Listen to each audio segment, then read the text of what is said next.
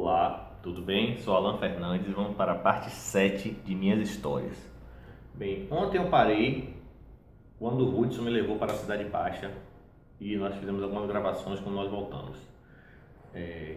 Quando eu desci para a Cidade Baixa, eu conheci Marco Senna, Leonardo, Orlando, enfim, Rogério. Eu já tinha conhecido Marco Senna porque nós tocamos numa banda chamada Sapeca. Era uma banda de Toninho Guitarra, primeira formação da Furtacor, aquele guitarrista que eu citei o nome, Toninho. Hoje ele toca com Edson Gomes e ele tinha uma banda chamada Banda Sapeca e foi onde eu conheci Marco Senna. Quando eu desci para a Cidade Baixa, eu já conhecia Marco Senna. Os outros eu passei a conhecer com a frequência de descer com o Hudson. Quando eu desci para a Cidade Baixa, eu vi muita gente estudando e eu já estudava também, né? Aí eu passei para a casa de Leonardo com o Hudson. A mãe de Leonardo odiava que a gente fosse estudar na casa dele. Não gostava, mas a gente ia assim mesmo. Ela não tratava mal, mas ela não gostava, entendeu? Beleza, a gente descia para estudar assim mesmo. Nessa época, tinha um cara chamado Pascaso, que andava tocando berimbau pela frente do Bonfim, e todo mundo tinha ele como maluco, mas ele não era maluco. Ele era um cara que tocava muito. Ele tocava tanto que Orlando subia para tomar aula de berimbau com ele. Eu lembro na época, berimbau e pandeiro, para tomar aula com ele desses dois instrumentos. Beleza. Seguimos a carreira. Eu e Hudson, a gente gravava em São Paulo, gravava em Salvador. Gravava em São Paulo, gravava em Salvador.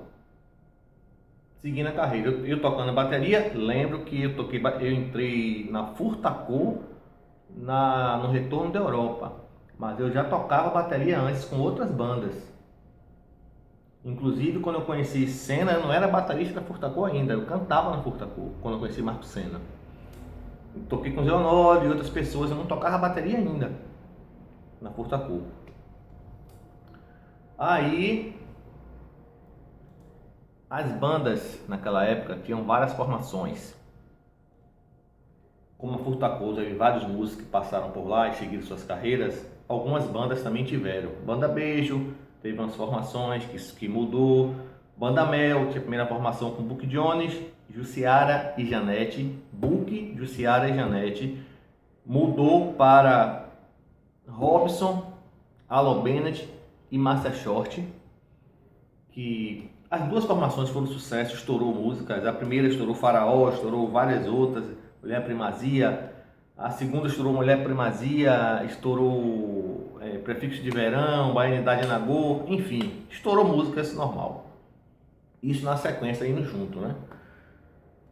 Foi nessa época que eu conheci o finado Dal, mais de perto, nas gravações de São Paulo, porque quando a gente descia para São Paulo para gravar, a Banda Mel também estava gravando algumas coisas lá. Aí eu conheci Dal, quando eu fiz amizade com ele, era um cara número 1, velho, número 1 mesmo, assim, número 1. Simples demais, gente boa demais, enfim. Quando terminou esse ciclo da Banda Mel, saiu Márcia Short e Robson Moraes e montaram a Bandaba, uma banda chamada Bandaba, e levou alguns músicos. Leonardo Reis, Hudson, que tocava comigo, Júlio César, que tinha saído de Netinho. Como eu falei, as bandas mudavam. Primeiro era Robson Cunha, depois entrou Júlio César, depois voltou Robson Cunha de novo para Netinho. Montou uma banda com Gerson Silva na direção musical, montou a banda, que estourou naquele ano, né? Estourou naquele ano. Enfim, eu perdi Hudson do meu lado. Ficou Bolacha e veio outro percussionista, que eu não estou me recordando agora o nome dele. Seguimos na Furtacor. Com o passar do tempo, veio um percussionista tocar na Furtacor, que foi um dos caras que também abriu minha mente para um monte de coisas. Ramiro Mussoto. Tive o prazer de tocar com Ramiro Mussoto na Furtacor. E ele abriu minha mente para muitas coisas, inclusive para a parte de gravação de bateria. Ele me dizia, Ramiro, porque naquele tempo só se fazia MIDI. e percussão que era tocada, né? Eu tocava percussão. Eu gravei muito com o Ramiro também. Fiz muitas gravações com o Ramiro, eu e Ramiro, na saída de Hudson, né? Aí ele me dizia, Ramiro, como é que a gente faz para gravar a bateria? Pedindo uns auxílios a ele, né? Ele me dizia, Alan, gravar a bateria é a coisa mais fácil do mundo. Eu só preciso tocar no metrônomo, você já toca. Se você errar, você volta de novo. O problema é no show, que não tem como você voltar. Então você tem que se preocupar mais em tocar bem no show e estudar seu instrumento. Porque na gravação, se você cometer um erro lá no final, você volta e grava de novo e você vai fazer certo, porque você é um cara que é dedicado. Aquilo foi uma dica para mim, sucesso, entendeu? Passado o tempo, Ramiro galgou o espaço dele, foi para fora de Salvador. Se eu não me engano, foi tocar com Skank na época, ou foi com Caetano, não me lembro direito. Aí, mas eu continuei meu processo de gravação. Aí comecei a gravar bateria. Gravava bateria e percussão. Bateria e percussão. E eu sempre estudei no metrônomo, porque lá no passado, na década de 80, a Ademar me disse, Alan, estude com metrônomo. O metrônomo vai ser o diferencial para você no futuro.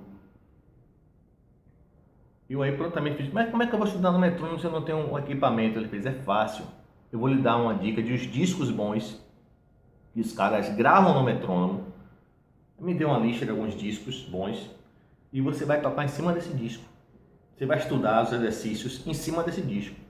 Prontamente eu pegava o disco, botava o disco, não tinha fone de ouvido na época, o fone de ouvido como é hoje, esse fone de ouvido top, botava o disco, botava na vitrola, não tocava o disco e ficava estudando. Aquilo foi me dando cancha, por isso quando eu comecei a tocar com o Hudson, eu já estava bom para tocar no metrônomo, entendeu?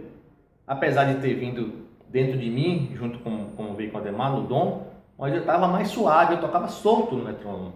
Solto, tocava suave. Aquilo foi uma grande dica de Ademar. E Ramiro me deu a mesma dica, estude sempre com metrônomo. Depois de um tempo, você vai esquecer ele, você vai tocar no metrônomo sem estar escutando ele. E foi uma dica maravilhosa para mim. Beleza, continuei seguindo a vida, tocando na Furtacor. A gente viajava o Brasil inteiro, viajava o mundo, fomos para Aruba, para vários lugares, Brasil inteiro, Manaus, Brasil inteiro. A gente viajava o Brasil inteiro. A gente viajava dia de quarta-feira, chegava segunda. Viajava dia de quinta, chegava segunda. Era sempre assim. Passava 2, 3 dias em Salvador, o resto era na estrada. Viajando. E eu pegando, cada dia mais você vai pegando a cancha, né? Porque não adianta, você não vai pegar o instrumento e vai dizer, eu vou tocar em um ano. Você vai tocar em um ano, mas ficar seguro, vai ter que estudar muito. Estudar muito mesmo, muito. Não adianta você, vou pegar na baqueta terça-feira e eu vou pegar na baqueta segunda-feira que vem. Não adianta, você tem que ter uma frequência diária. É igual a corredor. Se você não treinar com a frequência, você não ganha o ritmo. Na música é a mesma coisa, você tem que pegar no instrumento todo dia se você puder. Nem que seja 30 minutos, você tem que pegar no instrumento. Beleza. O que era que eu fazia? Como a gente tinha um estúdio de gravação, era lá na periferia. Quando terminava as gravações, eu trabalhava de técnico também. Quando terminava as gravações, e todo mundo ia dormir, eu ia passar na bateria e ficava estudando até de manhã. De madrugada, 2, 3 horas da manhã, não incomodava ninguém, era uma sala de gravação que não vazava, então eu ficava lá estudando, botava o som, nessa época já tinha fone, botava um sonzinho que eu queria tirar, as músicas que eu queria tirar, e ia tocando em cima das músicas. Aquilo foi me dando cancha para pegar mais segurança em tudo. Então quando a Ademar dizia assim, eu quero que você faça isso, eu já estava com a leitura na frente, entendeu? Ia e fazia. Então aquilo foi me dando a segurança. Até o próprio arranjador, quando chegava lá, eu gravei muitas músicas de artistas independentes da Bahia, que foram sucesso. Muitas mesmo. Uma delas que eu falei ontem, O Lodum número 1, foi gravada por Zé Paulo, cantor Zé Paulo, que estourou nacional, né? E fora Zé Paulo, eu gravei Patrulha do Samba, Você estica o braço, estica o outro também, passando a mão na cabecinha. Essa coreografia que todo mundo sabe, né? Foi eu que gravei a bateria dessa música. E de vários outros artistas. Com o passar do tempo, eu fui me firmando mais na bateria e largando a percussão de lado. Sem contar que nesse tempo que eu fiquei na bateria tocando no início, eu fiquei tocando e fazendo back. Depois da saída de Hudson, eu parei de fazer back, fiquei só tocando bateria. E larguei a percussão. Não gravava mais percussão como eu gravava só bateria. Nessa mesma época eu conheci Buguelo, da banda Patrulha, que foi gravar lá, no Periferia, Neto Buguelo.